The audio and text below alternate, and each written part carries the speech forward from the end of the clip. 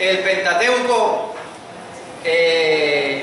y pasamos por un libro que se llama el libro de Jueces en la Biblia, y ya vamos por Primera de Samuel, pero a mí me causó mucha inquietud el regresar al libro de Jueces, porque el libro de Jueces es como esos periódicos que aparecen hoy en día como Al Día, donde hay unas noticias así de esas, así que amarillistas, exactamente. O sea, y una vez se pregunta por qué está ese libro ahí en las Sagradas Escrituras con una historia muy horrorosa, una historia donde realmente lo que hay ahí es un caos.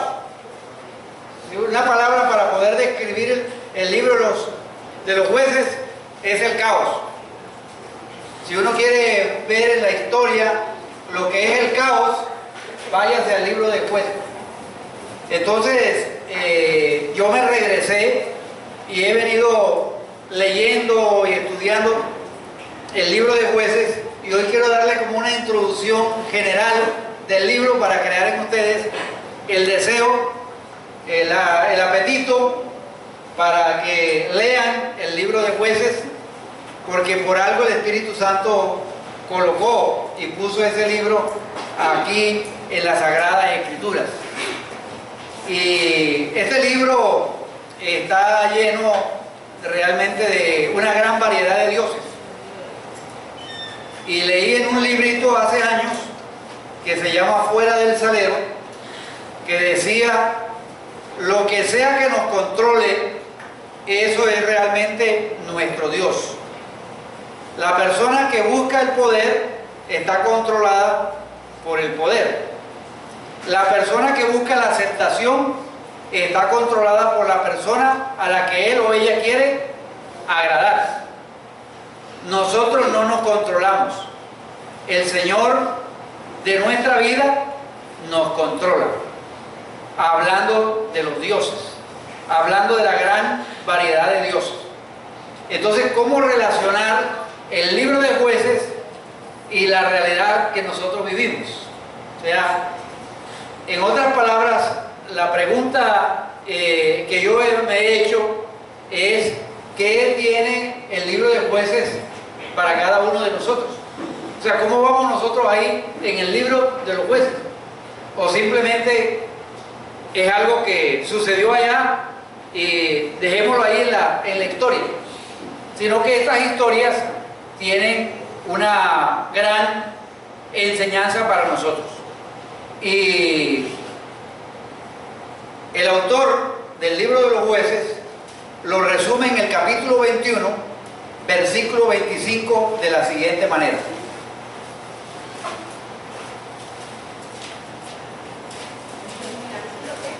capítulo 21, es el último versículo del libro de Jueces. O sea, en la conclusión, el epílogo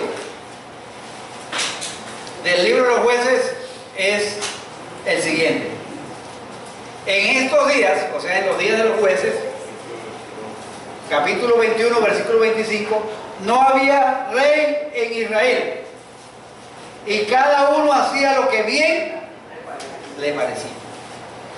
Cada uno hacía lo que bien le parecía.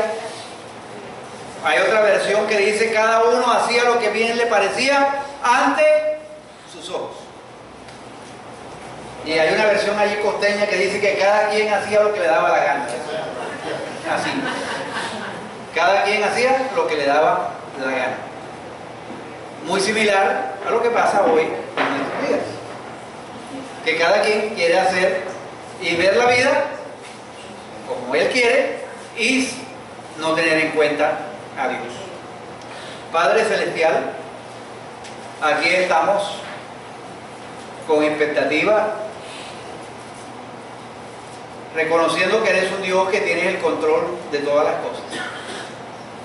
Y gracias por tu bondad y tu misericordia al hablarnos a través de tu palabra. En el nombre de Cristo Jesús, háblanos. Amén.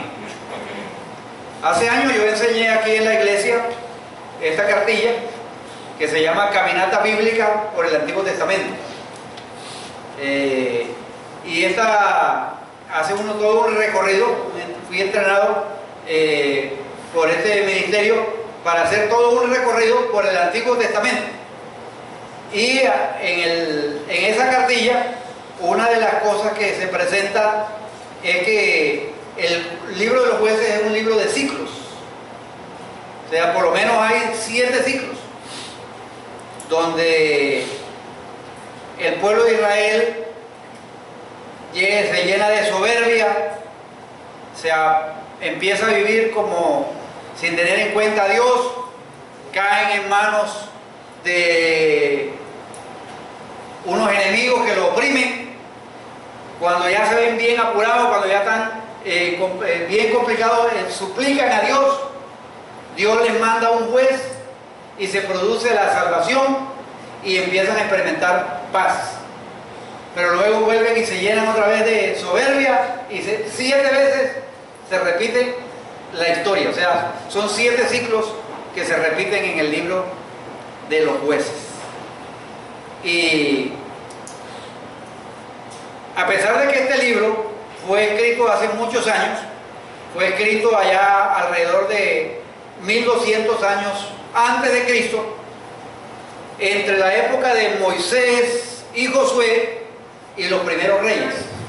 O sea, está entre Moisés, Josué y los primeros reyes. Allá está el libro de jueces. Y entonces miren, vamos a ir mirando algunas láminas aquí para ir teniendo la idea global.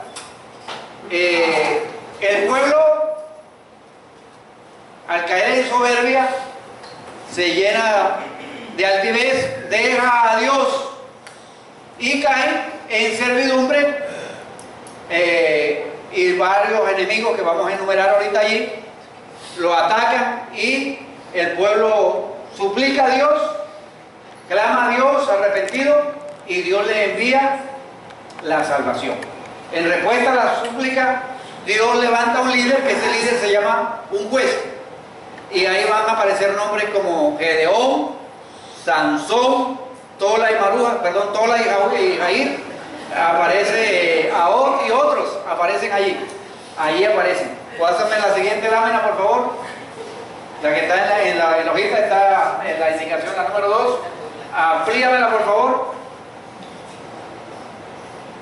Entonces, yo le voy agregando a esos ciclos otros elementos. El pueblo empieza a hacer lo malo, dejan a Dios, se apartan, empiezan a seguir sus propios deleites, sus caminos, y son vendidos a la esclavitud. Entran los opresores, los ponen bajo sus pies, quedan en esclavitud, sirven a otros pueblos, empiezan a clamarle a Dios, a buscar a Dios, y se vuelven a Dios, se arrepienten del pecado, y Dios levanta un juez y liberta a su pueblo. Y vuelve y se repite. ¿Cuántas veces se repite? 7 veces. 7 veces se repite esa historia. Entonces ahorita allí vamos a mirar otra lámina donde vamos a ver un resumen de los jueces que estuvieron allí y los opresores que tuvieron en ese tiempo. Entonces, la sociedad en la cual ellos están viviendo es la sociedad a la cual Dios les dijo que a través de Moisés y Josué, que iba a tomar esa tierra, que era la tierra prometida, la tierra para su pueblo. Pero ese pueblo estaba los cananeos, esa tierra había una mucha variedad de ídolos, y su característica principal era la idolatría. Y la opción que tenían los hijos de Dios, el pueblo de Dios, era ver a Dios primero como su Señor o seguir las preferencias de su época. El pueblo de Israel tenía 2 opciones: ver a Dios como su Señor, o sea, obedecer sus mandatos, o seguir el espíritu y las preferencias de su época. Esa es básicamente la historia de ellos, de cómo fallaron, de cómo constantemente se apartaron de conocer y de amar a Dios y empezaron a hacer lo que les parecía bien a sus ojos. Y es una historia similar a la nuestra, muchas veces, a la de nuestra sociedad, a la de nuestro mundo, que está la oportunidad de conocer y amar y obedecer a Dios, pero también está la oportunidad de que se adaptan y se camuflan o viven de acuerdo no a Dios, o una parte con Dios y otra parte a las cosas de este mundo. Entonces esa es la realidad del libro de los jueces. Y hay unas historias allí que uno diría que son perversas. Y ve uno allí la naturaleza humana de lo imperfecto que somos. Hay cosas abominables que uno diría, bueno, ¿por qué están allí? Por ejemplo, hay la de un señor que le violan a su esposa, a su concubina, y él viene y coge a la mujer después que muere, la parte en 12 pedazos y la distribuye por todas las tribus del pueblo de Israel, y eso, el pueblo de Israel se llena y van y destruyen prácticamente a la tribu de Benjamín. O sea, es una historia muy horrorosa que está allí, parece primera página de Al Día. Muchas historias abominables, pero también hay las historias de redentores o jueces que aparecen, pero que también son jueces limitados, jueces que definitivamente también tienen sus imperfecciones, pero que Dios los usa. Entonces, el libro de jueces no es un libro de virtudes. Uno diría que no está lleno de cosas así que pueden ser inspiradoras, como para un devocional. O sea, donde yo voy a encontrar inspiración y motivación, por ejemplo, como en los Salmos.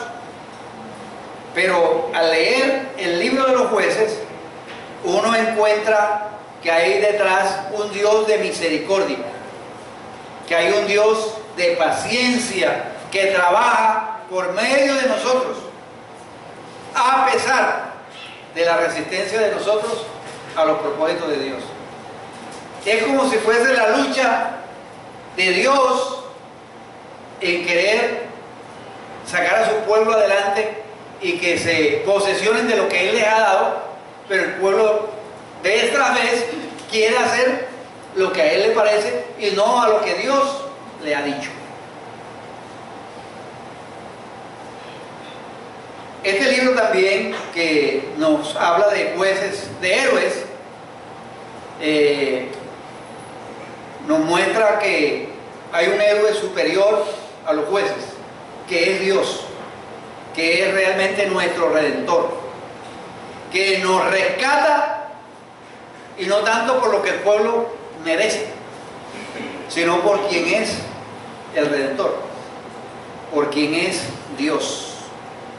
Este libro realmente, al yo leerlo, habla de mi propia situación, habla de las situaciones de las vidas de muchos en el día de hoy. Yo lo he leído, por lo menos en estas últimas 3 semanas, de 4 a 5 veces.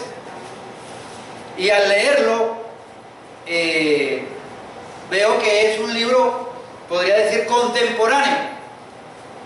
Es un libro esencial para poder entender la realidad en la cual nosotros vivimos y cómo poder servir y ministrar a una sociedad tan pluralista, a una sociedad que tiene cada quien su propia manera de ver la vida y lamentablemente sin tener en cuenta lo que Dios ha dicho en su palabra, y que podríamos ponernos de acuerdo con el escritor, decir: esta sociedad hace lo que le da la gana, esta sociedad no tiene en cuenta a Dios, O tiene en cuenta a Dios cuando está apurado.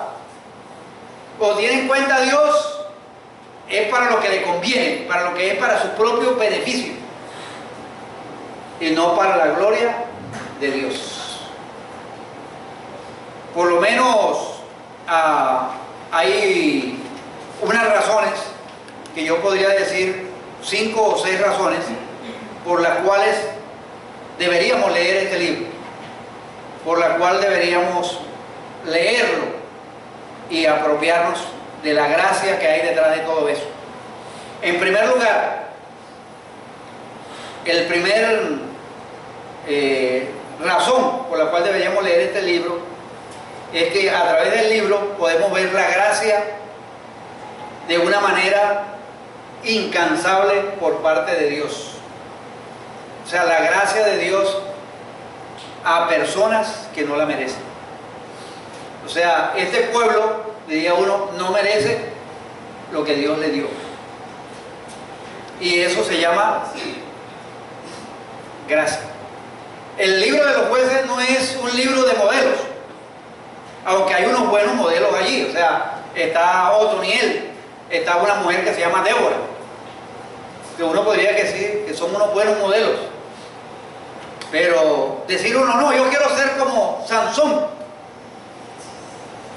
yo quiero ser como Gesté, yo quiero ser como Ahod. Hay muchas cosas a las cuales no vale la pena imitar. Entonces, en primer lugar, es que la gracia de Dios sobreabunda donde el pecado abunda. Esa sería como la primera razón para uno leer este libro. O sea, donde el pecado abunda, la gracia sobreabunda. Porque usted lo que ve en el libro de los jueces es pecado tras pecado. Y pecados horrorosos. Un pueblo que viene de la esclavitud, un pueblo que ha pasado por un proceso también en el desierto, un pueblo que de esa generación solamente Josué y Caleb entran a la tierra prometida, y sin embargo Dios dándose a conocer, Dios mostrando su gracia, y sin embargo el pueblo yendo a hacer lo que ellos quieren y no lo que Dios ha dicho. Entonces, primer principio para uno leer esto es la gracia de Dios. Segundo aspecto importante, ¿por qué leer el libro de los jueces? Es porque Dios, el Señor, quiere ser Señor de todas las áreas de nuestra vida y no solamente de algunas. Dios quiere ser el Señor de todas nuestras áreas, no solo de algunas. Por ejemplo, Dios le decía, tienen que limpiar de la idolatría tal lugar. Y el pueblo hacía concesiones. El pueblo de Israel no la limpiaba, sino que aprendieron a vivir con esos ídolos. Lo que María Isabel nos está experimentando allá, o está informándonos de lo que está pasando entre los chupas. O sea, creen en Dios, pero también en la cultura, en todas las cosas de sus dioses y toda la cuestión, y las incorporan allí. Y hacen toda una mezcla entre Dios y todo lo que está a su alrededor. O sea, el libro de Jueces es un libro del compromiso a medias. Y Dios quiere no solamente una parte de nosotros, sino toda nuestra vida. También otra razón, la tercera razón por la cual deberíamos leer el libro de los jueces, debe ser porque uno encuentra una tensión entre la gracia y la ley, entre lo condicional y lo incondicional, y aparentemente hay una contradicción. El Dios que demanda obediencia porque Él es santo, pero el Dios que también hace a un lado las promesas de compromiso y lealtad, y por su fidelidad perdona. Entonces hay esa tensión entre haz esto y entonces yo haré esto. O la otra tensión es de la promesa que él, yo siempre estaré contigo sin importar lo que hagas. O sea, hay esa realidad en el libro de los jueces. Y vamos a ver a través del carácter santo de Dios en este libro, el carácter santo de Dios, esa tensión que hay entre la gracia y la ley, entre lo condicional y lo incondicional. Y vamos a explicar, porque no solamente va a ser esta enseñanza, sino van a haber varias relacionadas con el libro de los jueces.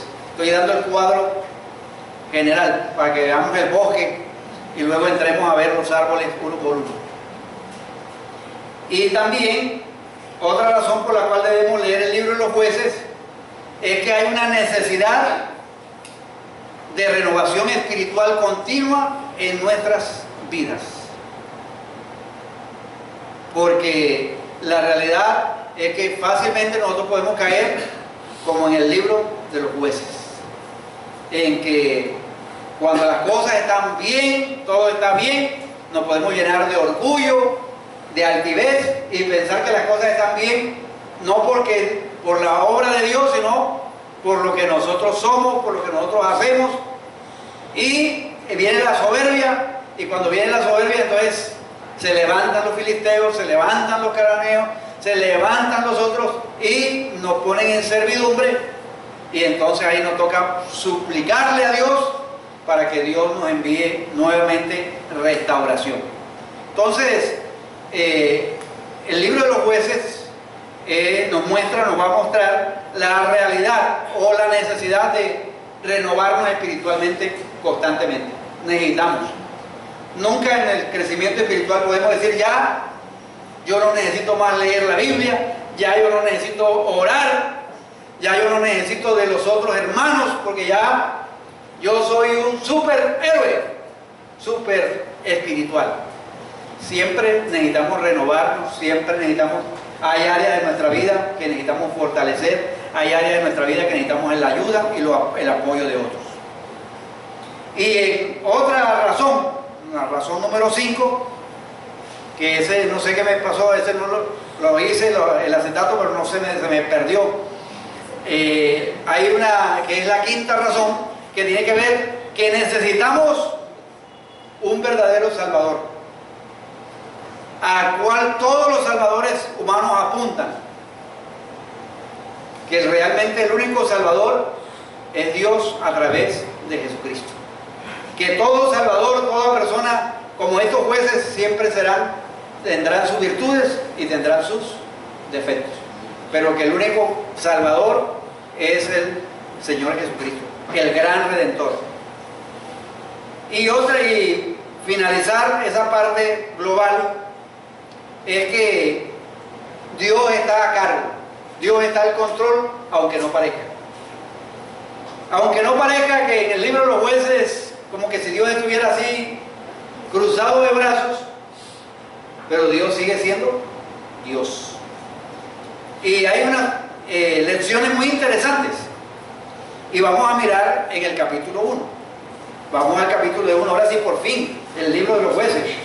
Por fin vamos a llegar. Yo pensé que no íbamos a entrar hoy por completo a este libro. Ahora no vamos a hacer un estudio versículo por versículo del libro de los jueces, sino que vamos a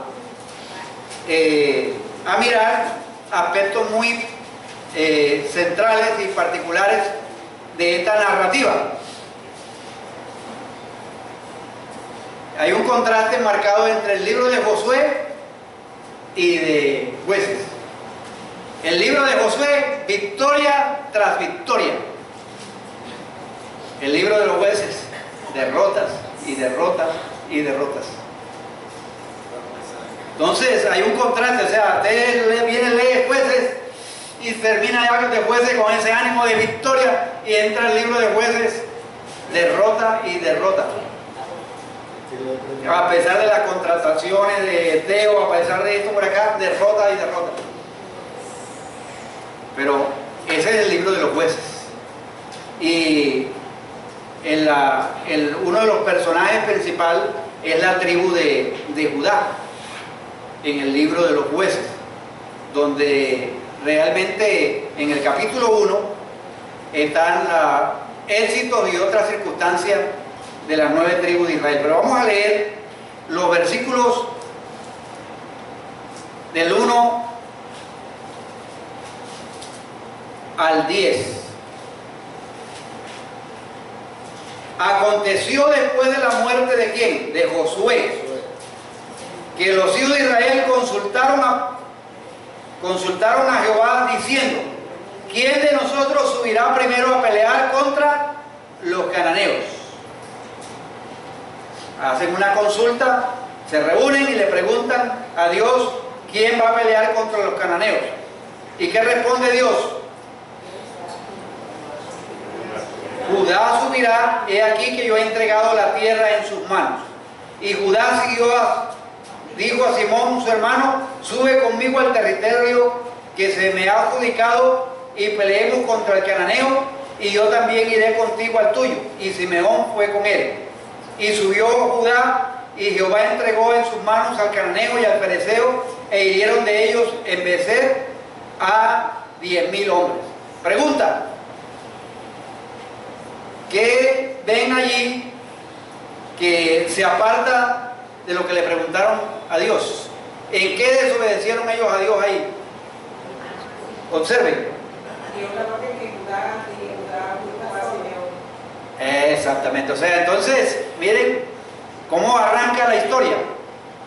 Le consultan a Dios quién es el que va a ir, y Dios le responde: es Judá. Pero ¿qué hace Israel? ¿Qué hace Judá? Sube, pero Simeón hace una alianza y va y hace allá y fue con él.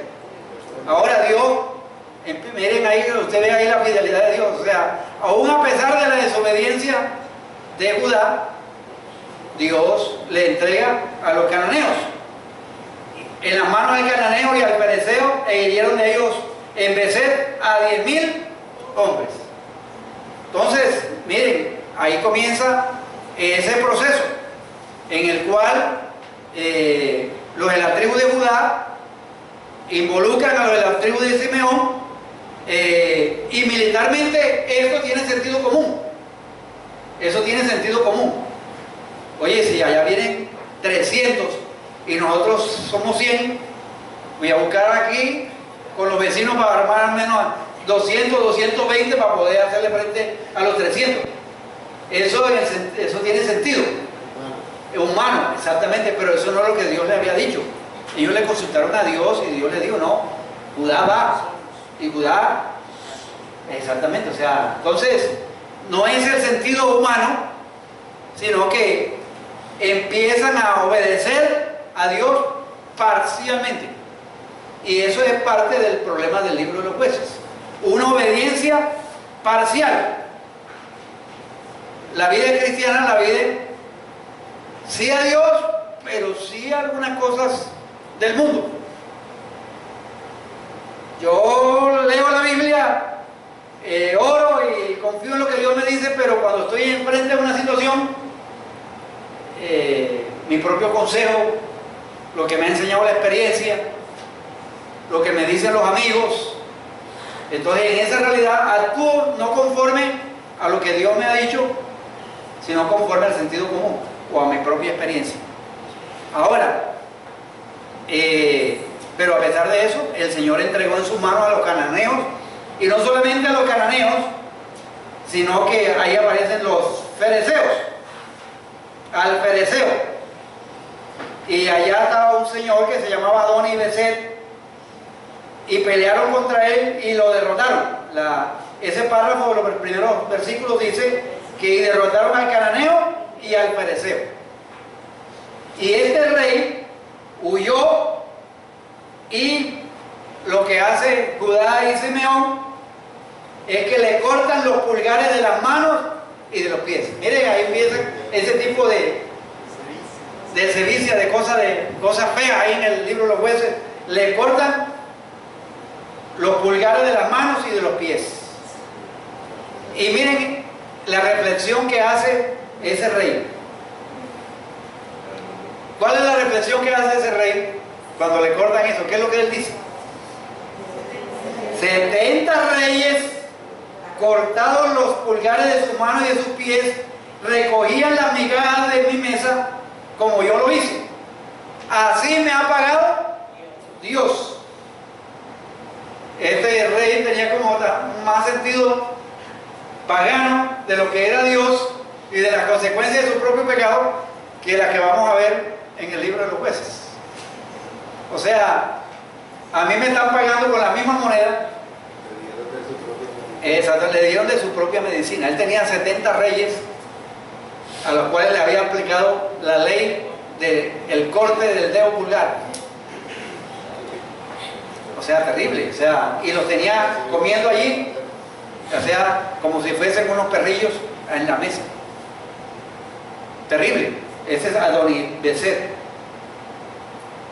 Entonces, miren cómo va deslumbrándose. Por un lado está el pueblo de Israel, que obedece a Dios a medias, comienza obedeciendo a medias, y está un rey que es consciente que lo que está recibiendo se lo merece porque él lo hizo. Así me ha pagado Dios. Entonces, esta historia en el pueblo de Israel, uno ve cómo el Señor en su gracia, al ver la conducta del pueblo de Israel en Canaán, este cananeo tiene una conciencia acerca de Dios que uno esperaría que deberían tener los creyentes, como el pueblo de Israel. Interesante. O sea, Adonibezer al parecer acepta esa realidad. De los versículos 6 en adelante, al haber ganado esta victoria, Judá sigue tomando su herencia y se enfoca en una familia espiritualmente valiente en Israel. Y ahí adelante aparece Caleb. Y combatieron los hijos de Judá a Jerusalén y la tomaron, y pasaron a sus habitantes a filo de espada y pusieron fuego a la ciudad. Después los hijos de Judá descendieron para pelear contra el cananeo que habitaba en las montañas, en el Negev y en los llanos. Y marchó Judá contra el cananeo que habitaba en Hebrón, el cual se llamaba entre Kiriat Arba, e hirieron a Sesai, a Inán y a Talmai. De allí fue a los habitantes de Debir, que antes se llamaba Kiriat Seter, y dijo Caleb: el que atacare a Kiriat Safer y lo tomare, yo le daré a Alza, mi hija, por mujer. Y la tomó Otoniel, hijo de Cenaz, hermano menor de Caleb, y él le dio a Alza, su hija, por mujer. Y cuando ella se iba con él, la persuadió que pidiese a su padre un campo, y ella se bajó del asno, y Caleb le dijo: ¿qué tienes? Ella entonces le respondió: concédeme un don, puesto que me ha dado tierra del Negev, dame también fuente del agua. Entonces Caleb le dio fuentes de arriba y las fuentes de abajo. Interesante la historia que se narra aquí. Alza le muestra la necesidad urgente de un nuevo esposo. Otoniel le pide a Caleb no solamente la esposa, sino un terreno, y ese terreno tenía que ser con buenos manantiales. O sea, está buscando ya su propio beneficio. Más adelante vamos a hablar de Otoniel, pero uno ve ese tipo de fe en Dios, que por un lado que quiere agradar a Dios, pero también se quiere buscar el beneficio propio.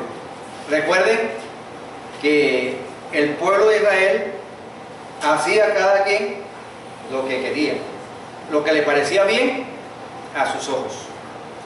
el capítulo 1 y el capítulo 2, que quiero que leamos unos versículos aquí, en el versículo 1 al 8, luego volveremos en un próximo estudio hacia el capítulo 1, pero miren esta historia, en los versículos 1 al 8, de Josué 2, Jueces 2. Jueces 2 dice: el ángel de Jehová subió de Gilgal a Boquín y dijo: yo os saqué de Egipto y os introduje en la tierra de la cual había jurado a vuestros padres, diciendo: no invalidaré jamás mi pacto con vosotros. O sea, la fidelidad de Dios. Con tal que vosotros no hagáis pacto con los moradores de esta tierra, cuyos altares habéis de derribar, mas vosotros no habéis atendido mi voz. Y la pregunta es: ¿por qué habéis hecho esto?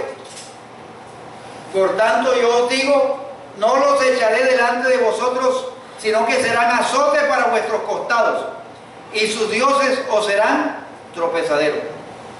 Cuando el ángel de Jehová habló estas palabras a todos los hijos de Israel, el pueblo alzó su voz y oró, y llamaron el nombre de aquel lugar Boquín, y le ofrecieron sacrificios a Jehová.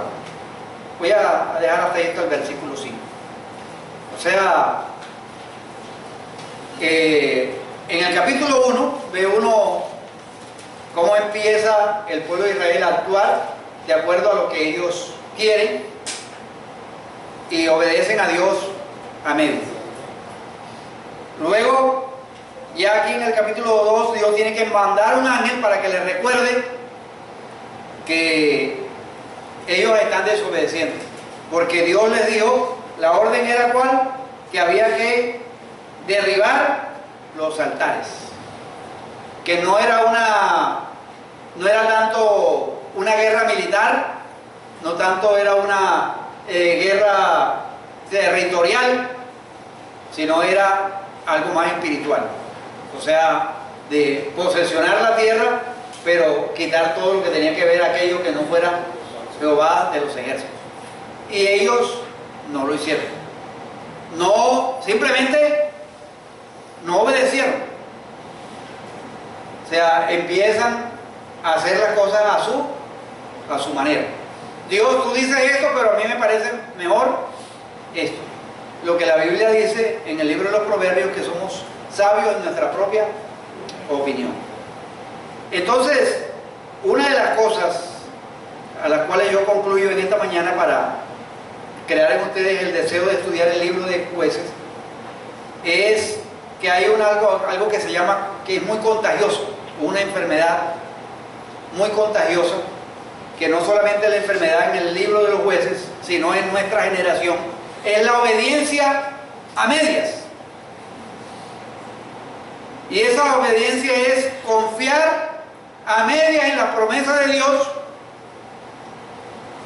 pero cuando ya estamos en la batalla, cuando ya estamos en la realidad de la vida diaria, hacemos lo que nosotros creemos, ya sea por sentido común, ya sea por experiencia, ya sea por conocimiento. Entonces actuamos conforme a lo que nosotros creemos y no a lo que Dios nos ha dicho. La Biblia nos muestra que Dios le había dicho que derribara a los cananeos todas sus prácticas, aunque eran fuertes, ellos no obedecen las órdenes de Dios, tenían más un interés económico, tenían más un interés de poner a la gente a hacerlo por trabajos forzados y no realmente para que fueran una nación donde pudieran alabar a Dios solamente. Entonces, el pueblo de Israel nos muestra esa realidad que es la obediencia a medias. La obediencia media en la cual muchas veces nosotros cedemos. Obedecer a Dios cuando nos conviene o cuando pensamos que eso es obvio y ahí no hay problema, pero cuando me toca sacrificar algo, entonces obedezco a medias. Ahora, preguntas para ir pensando en nosotros, los que estamos aquí. Dios habla a través del ángel y les recuerda, ese ángel le recuerda al pueblo que no le han obedecido a Dios. Y en las narrativas de la Biblia se encuentra esa forma, que Dios vuelve y le recuerda otra vez. O sea, mira, eso se lo dije yo cuando ustedes salieron de allá de la tierra de Egipto, y vuelve el ángel otra vez y le recuerda otra vez, y sin embargo el pueblo vuelve y sigue haciendo su propia voluntad. La Biblia tiene principios para nosotros, a los cuales nosotros tenemos que tener en cuenta. Ustedes, dice Dios al pueblo de Israel, ustedes me han desobedecido. Sencillamente me han desobedecido. Y el discipulado o la obediencia a medias es un componente muy inestable y no dura. Y yo pienso que el problema del pueblo de Israel, como dice el versículo 19 del capítulo 1, lo siguiente: y Jehová estaba con Judá, quien arrojó a los de la montaña, mas no pudo arrojar a los que habitaban en los llanos, los cuales tenían carros errados. O sea, ¿por qué Judá no arrojó o no pudo arrojar a los que habían en los llanos, los cuales tenían carros cerrados? Porque en su desobediencia definitivamente no tenían y obedecían todo el consejo de Dios, sino que apelaban a su sentido común y apelaban a lo que ellos creían que debían hacer. Ahora, a veces el problema, como en el libro de los jueces y en nuestra realidad, es que a veces dice uno: yo no puedo obedecer a Dios, y eso es una excusa para no obedecer. Por ejemplo, yo no puedo perdonar, eso yo no puedo perdonárselo a él o a ella, pero Dios dice: perdona. Entonces, a veces en la realidad estamos, Dios dice que perdone, pero yo no perdono.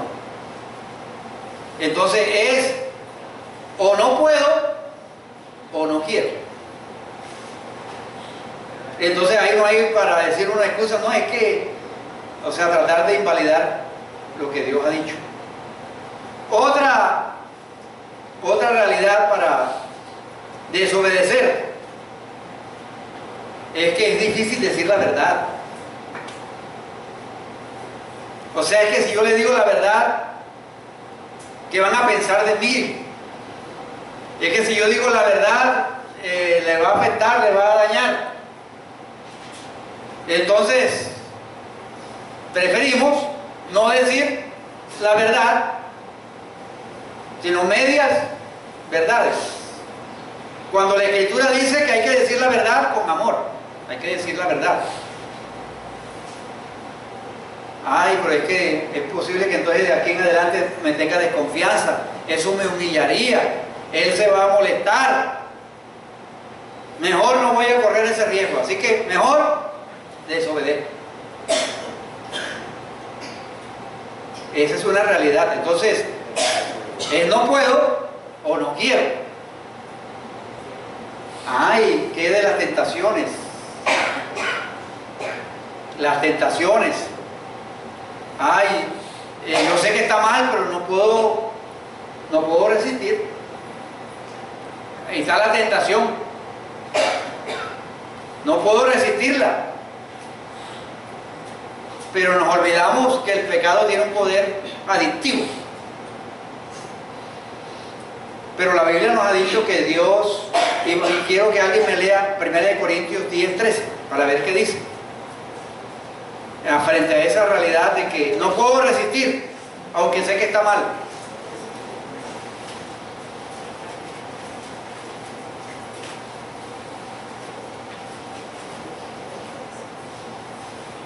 Primera, Sí, no os ha sobrevenido ninguna tentación que no sea humana, pero fiel es Dios, que no os dejará ser tentados más de lo que podéis resistir, sino que dará también juntamente con la tentación la salida para que podáis soportar. exactamente. Según ese versículo, Dios siempre nos da una salida. Ningún pensamiento, ninguna acción es inevitable e irresistible. Pero si nosotros optamos por ceder a la tentación, es simplemente que no queremos obedecer a Dios. ¿Cómo hacemos nosotros para enfrentar el no lo haré? El no lo haré, Dios lo ve como desobediencia. Dios es fiel, pero también espera que nosotros seamos firmes en lo que Él nos ha declarado y lo que nos ha enseñado.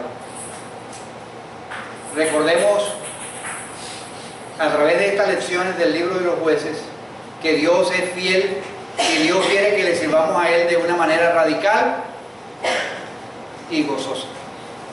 Entonces la pregunta es,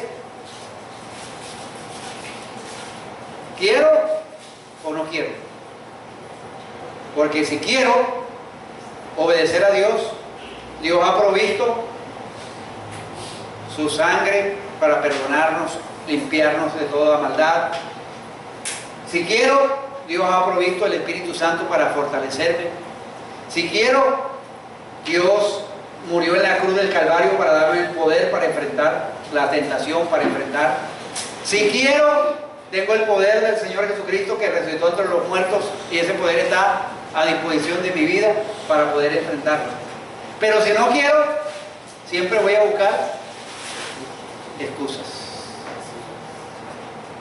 La generación del libro de jueces era una generación que optó por hacer lo que a cada quien le parecía. Pero el gran propósito de Dios era que esa nación la amara, le sirviera a Él. Los había sacado de allí de la tierra prometida para llevarlos a una tierra que fluía leche y miel, pero para que le sirvieran y le obedecieran. Ser fieles en todo. Pero este pueblo le falló a Dios porque no quería obedecer a Dios, sino que al encontrarse en esa tierra con tantos pensamientos y tantos estilos de vida, le era más agradable agradar a la gente que agradar a Dios. Quiero terminar con dos cositas. Víctor nos contó una historia una vez, es un chiste pero es una verdad, que por allá en un pueblo, en Morales, cerca de el Banco Magdalena, por allá por Micoumao, así se llama ese sector por allá, ese es el sur de Bolívar, zona bastante caliente. Invitaron a un pastor para entrevistarlo en una iglesia para ver si daba la talla de que fuera pastor en esa congregación, y fueron a recogerlo a ese pueblo que se llama Morales, porque eso estaba al otro lado del río, y el señor llegó en una chalupa a recoger al pastor, el pastor con su maletecito allí llegó, y mientras el señor estaba llegando allí a organizar la chalupa para recoger al pastor, pasó otra chalupa y le movió, le puso inestable la chalupa de él y le arrió la madre al señor ese que estaba ahí. Mientras desamarró, el pastor se dio cuenta que el señor tenía un tabaco fumando, y entonces bueno, el pastor se montó allí todo tranquilito viendo, y luego le hizo el hermano una pregunta para ir conociendo y para ir facilitando la conversación. Hermano, ¿y cuántos son ustedes allá en la congregación y dice el Señor, firmes así como yo, 5. Firmes así como yo, 5. O sea, imagínense, o sea, si eso era, o sea, y uno encuentra, eso es un chiste, pero eso refleja la realidad de muchas personas que participan en una iglesia, que asisten a una iglesia y toda cuestión, pero en su obediencia a Dios están lejos de obedecer a Dios, sino que hacen lo que quieren hacer, lo que les da la gana, viven independientes de Dios y no tienen en cuenta a Dios. Y el salmista lo describe. Yo le mandé en estos días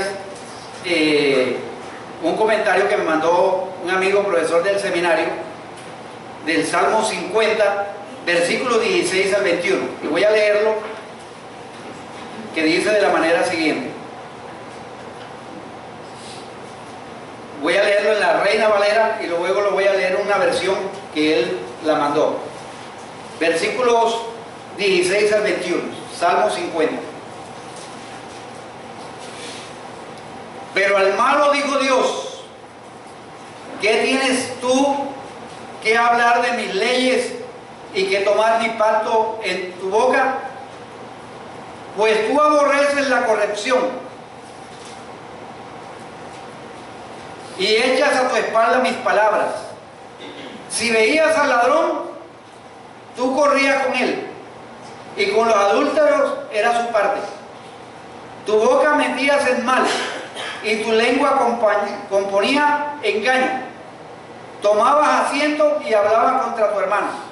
Contra el hijo de tu madre ponías infamia. Estas cosas hiciste y yo he callado.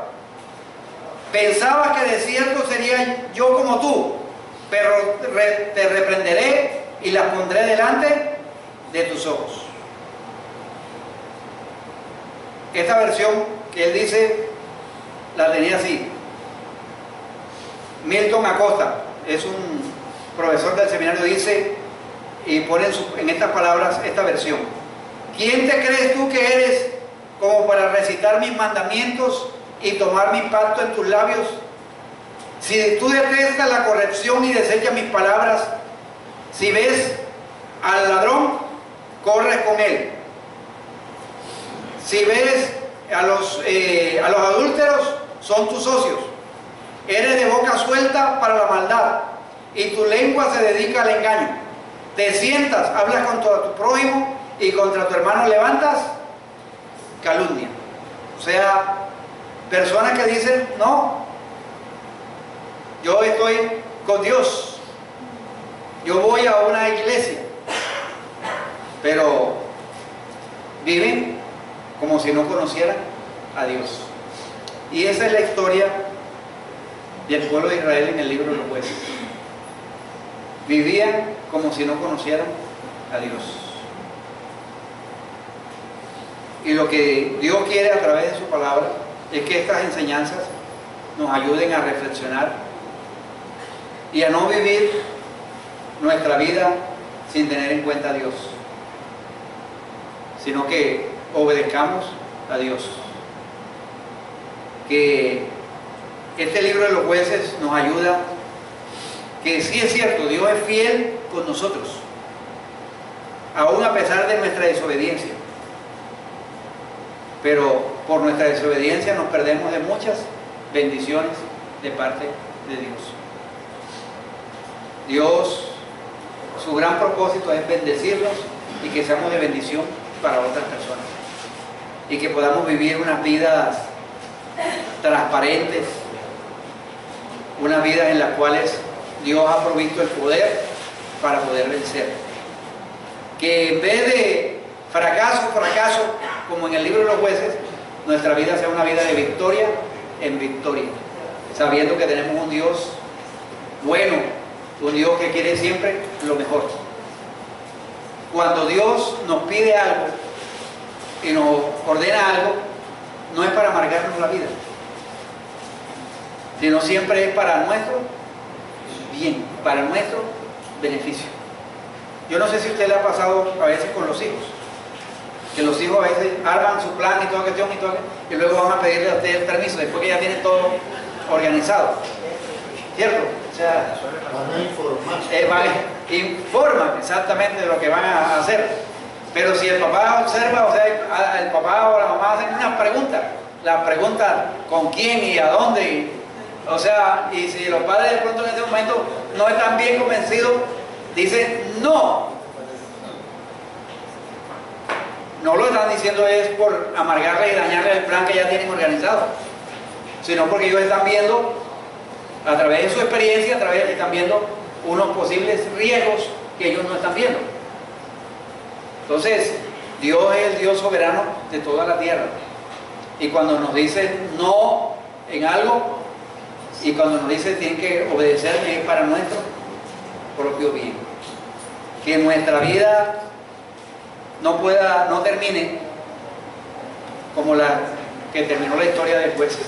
Cada quien hacía lo que bien le parecía, sino que pueda terminar en las áreas en las cuales Dios me pidió fidelidad, yo le obedecí. O sea, he tenido en cuenta a Dios, y Dios va a proveer, siempre ha provisto y proveerá el poder para vencer. Colóquense de pie por un momento.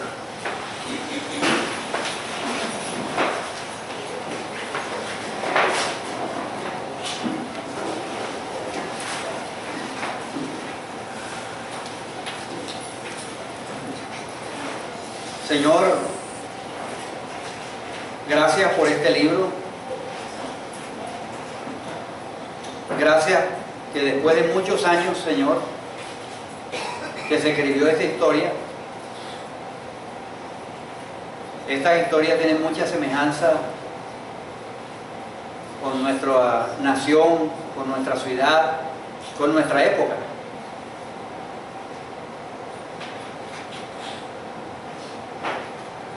El Espíritu Santo nos narra cómo esta época de los jueces era una época en que tú no eras tenido en cuenta, Señor. Vez tras vez, el pueblo de Israel te desobedecía. Y hoy, Señor, cuando la fe cristiana se ha hecho popular, hoy cuando la fe cristiana, por tu gracia, se ha permitido que pueda entrar en diferentes estratos sociales, sigue todavía la misma preocupación de tu parte, Señor,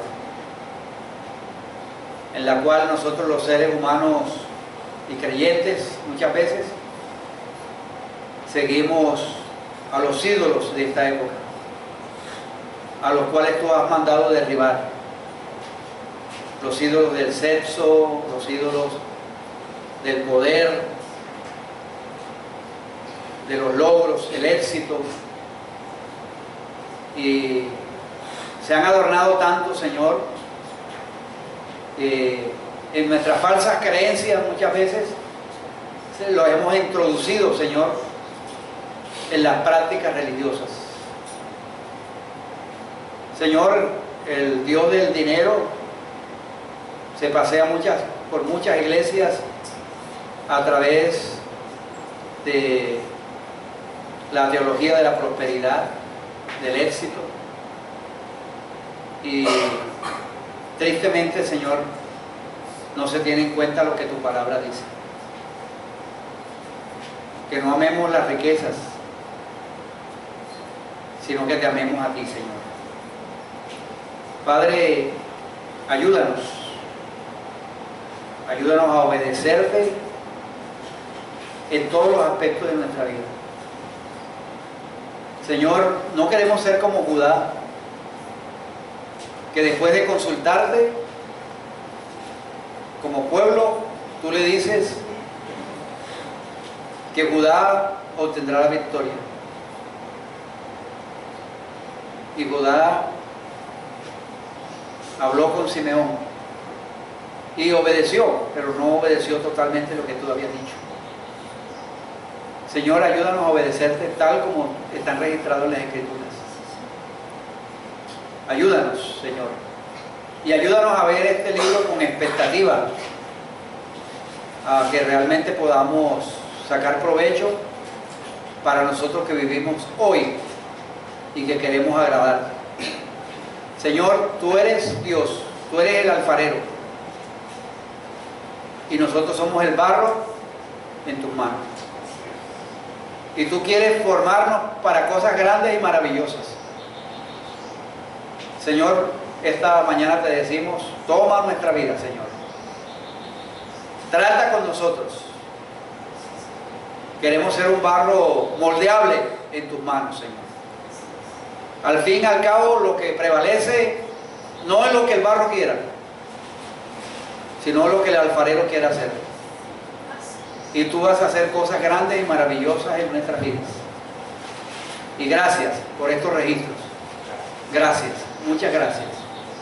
Guárdanos en estos días, Señor, en los cuales podemos ser tentados a conformarnos a las cosas de este mundo, a participar en cosas de las cuales tú has dicho que no te agradan. Ayúdanos, Señor, a ser fieles a tu palabra y a poder decir no a la tentación y al pecado. Gracias en el nombre de Jesús. Amén. Que Dios nos guarde, que Dios nos ayude a amarle y a servirle.